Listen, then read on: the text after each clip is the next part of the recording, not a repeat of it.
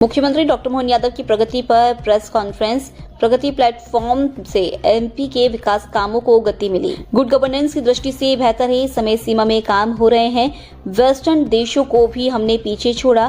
कई दलों की सरकार का खामियाजा देश ने भुगता। पहले रेल मंत्री अपने हित की चिंता करते थे, रेल पर अपना नियंत्रण रखते थे। इसके कई दुष्परिणाम भी निकले। एमपी को 1850 करोड़ की रेल लाइन मिली। राजनीतिक दृष्टि से भिन्नता है, लेकिन देश की दृष्टि से अभी राज्यों का ध्यान रखा जा रहा है। पोर्टल के माध्यम से सभी राज्यों का ध्यान रखा जा रहा है। दूसरे दलों की सरकारों को सबसे ज्यादा बीजेपी सरकार से लाभ मिलता है। बड़े मन से बीजेपी की सरकार काम कर रही है। लाल किले के ऊपर स्वच्छता के अभियान देते हुए भी प्रधानमंत्री दिखाई देते हैं, लेकिन ये भी हमारे लिए सौभाग्य की बात है कि आज के समय में दुनिया का सबसे बड़ा लोकतांत्रिक देश, और हमने सबने देखा कि आमतौर पर वेस्टर्न देशों को हम बड़े मॉडर्न और बहुत आगे बढ़ने वाले और जो कुछ है वही कर सकते हैं, हमारे तो बस की बात ही नहीं, हमारे यहाँ कहाँ संभव होगा। और वो इसी का धीरे धीरे करके जो क्षरण हुआ कि आते आते आते संयुक्त दल की सरकारें बनने लग गई। एक दो दल की सरकार के बजाय 24 दलों से सरकारों की तरफ बढ़ गए। उसका दुष्परिणाम क्या आया, हमने सबने, देश ने भुगता है। कि आप देखो कि हमारे यहाँ एक या दो रेल चलती थी तो रेल मंत्री कोई राज्य भी हमेशा इस बात के लिए पीछे पड़ते थे कि रेल मंत्री, हम रेल मंत्रालय हमको दे दो। क्यों दे दो? तो वो चाहे बिहार हो या बंगाल, एक रेल हमारे यहाँ से चल जाएगी, दो रेल चल जाएगी। अरे एक दो के चल जाएगी, 100 चल जाएगी।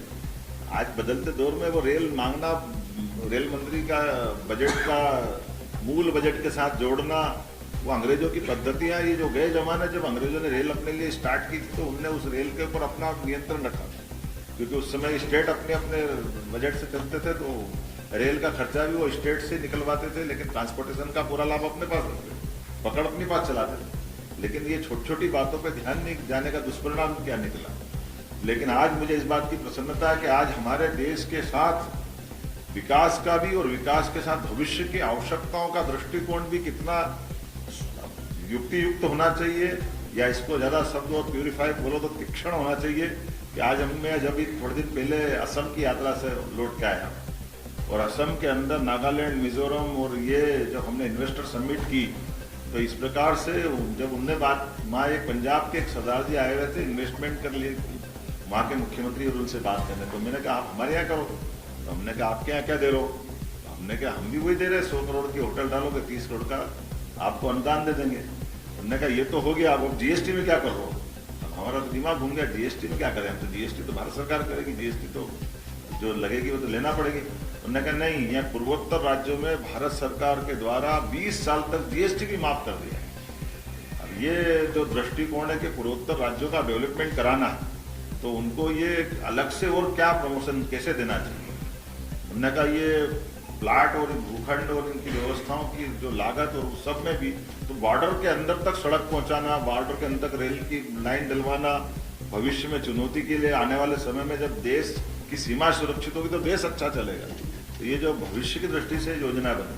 और आज भी देखो कितनी अच्छी बात, अभी अनुराग जी बता ही रहे थे कि ये गोंदिया जबलपुर की बात करें तो गोंदिया जबलपुर बोलने से केवल नाम ध्यान में आता है कि गोंदिया जबलपुर, लेकिन गोंदिया जबलपुर में उसमें जो दूसरी चीज देख रहा हूँ कि हमारे पास जबलपुर से आने जाने के लिए आज अपना एक रास्ता है बालाघाट, मंडला, सिवनी से नागपुर, मुंबई, कलकत्ता, चेन्नई सीधे जोड़ने का। अब काहे के लिए इटारसी लाओ बार बार जबलपुर से? नहीं तो हम हमेशा जबलपुर ही आना, जबलपुर इटारसी आना पड़ता। अब इसके बदले में क्या हुआ, सीधा वहीं से कलकत्ता और चेन्नई और सीधी ट्रेन निकल जाएगी आगे जाकर गोंदिया से। तो ये जो अंदर के रास्ते हैं, जैसे उदाहरण के लिए अभी अपने को 18,500 करोड़ की रेल लाइन मिली इंदौर मनमाड़, ये प्रगति पोर्टल का लाभ है कि सीधे यहाँ से अभी वापस रतलाम जाओ, रतलाम से गुजरात जाओ, गुजरात से बम्बई जाओ, जरूरत नहीं, सीधे डायरेक्ट मनमाड़ निकाल दी इंदौर से, उज्जैन होके। तो ये अपने लिए भविष्य की दृष्टि से एक एक करके कितनी सारी बातें हैं, लेकिन जो मूल बात अपने बीच में है कि राज्यों के बीच राजनीतिक दृष्टि से भले ही हमारी प्रतिद्वंदिता है, मतभिन्नता है, लेकिन देश की दृष्टि से हमारे लिए तमिलनाडु का भी वही महत्व है जो केरल का महत्व है। विभिन्न राज्यों के बीच में विकास के मामलों को लेकर के इस प्रगति पोर्टल में मूलभूत जरूरी चीजों के लिए केंद्र राज्यों के बीच, जैसे भूगर्भ संपदा का अगर दोहन करना है तो देश के हित में वो कैसे हो सकता है, तो वो हमारा झारखंड जैसा राज्य हो, वहाँ पे भी अगर फॉरेस्ट की दिक्कत है तो उस पोर्टल में किसी की जरूरत नहीं, वो अपने आप ऑटोमेटिक हमारे यहाँ के वरिष्ठ अधिकारी, भारत सरकार के वरिष्ठ अधिकारी और इन समस्याओं को सूचीबद्ध करते हुए अपने आप सॉल्व कर लेंगे। अभी थोड़े दिन पहले मैं पीएम से मिलने गया तो वहाँ 2 मुख्यमंत्री बैठे हुए, रेवंत रेड्डी जी और एक और मुख्यमंत्री। तो हमने कहा आप यहाँ कैसे आए? बोले हमारे राज्यों के मसले को लेकर आए। हमने कहा ये तो मजाक करी, मेरे परिषद के साथी रेवंत, हम परिषद में पहले थे, आजकल वो कांग्रेस में। तो हमने कहा ये तुम यहाँ कैसे? अरे बोले साहब आपकी सरकार में सबसे ज़्यादा मदद हमको मिलती, क्योंकि हमने अपनी प्रक्रियात्मक व्यवस्थाओं में बात करना चालू करी और मोदी जी और सरकार से कोई कष्ट ही नहीं आता।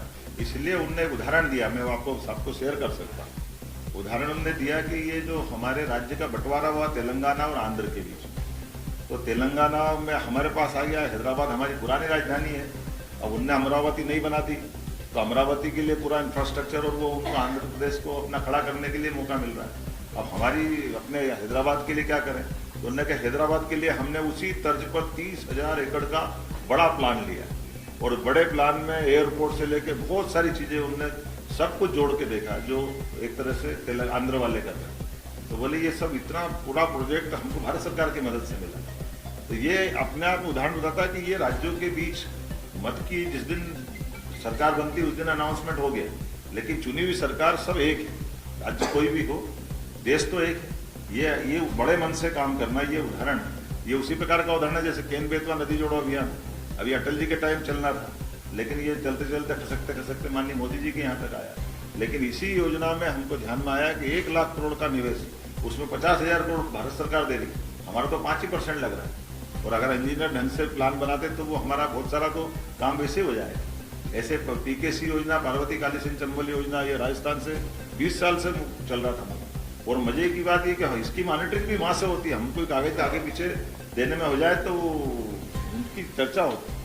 और आज ये इसी बात का माननीय प्रधानमंत्री से मिलने जाए या गृह मंत्री से मिलने जाए तो मिलने जाने में भी हमारे प्रोजेक्ट पहले पूछते हैं कि आपके प्रोजेक्ट कौन कौन से, उनकी क्या स्थिति है। बाद में हमारी अपनी शिष्टाचार की मुलाकात हो जाएगी। तो ये बदलते दौर का समय है और इसके आधार पर निश्चित रूप से मैं मान के चलता हूँ कि अद्भुत समय चल रहा है। ये सारे प्रोजेक्टों की बात मैं दोबारा नहीं दोहराऊंगा, माननीय सीएस ने रख दी है। और ये खासकर हमारे लिए कार्य संस्कृति का बदलाव का जो समय आया और राज्य और केंद्र के बीच में जो समन्वय हुआ और मध्य प्रदेश के परिप्रेक्ष्य में केवल आपको ये आंकड़े में ही ध्यान में आ जाएगा कि 108 परियोजना तो पूर्ण हो गई, उसमें 2 लाख